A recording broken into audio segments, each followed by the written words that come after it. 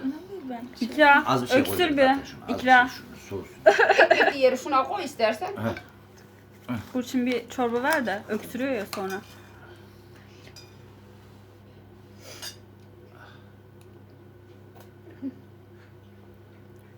Öksür kızım, öksür. Öksür, öksür. Bir daha öksür. Bir daha öksür annem.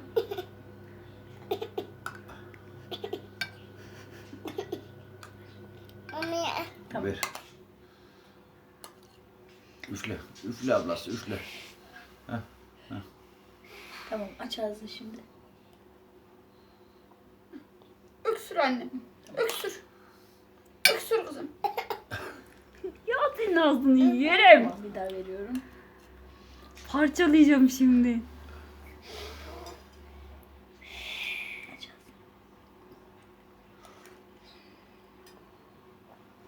ağzını. Güzel mi olmuş annem?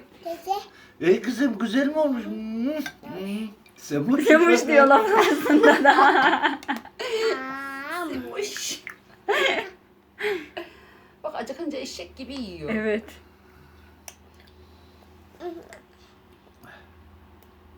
Aferin sana. Tuz vereceğim mi sana? Ay, Yiyeceğim. yavaş, Bunu yavaş. yedim. Hadi bir daha öksür kızım. Bir öksür bir hadi. Öksür Öksür. kızım. Öksür. Bir daha öksür. Bir daha öksür.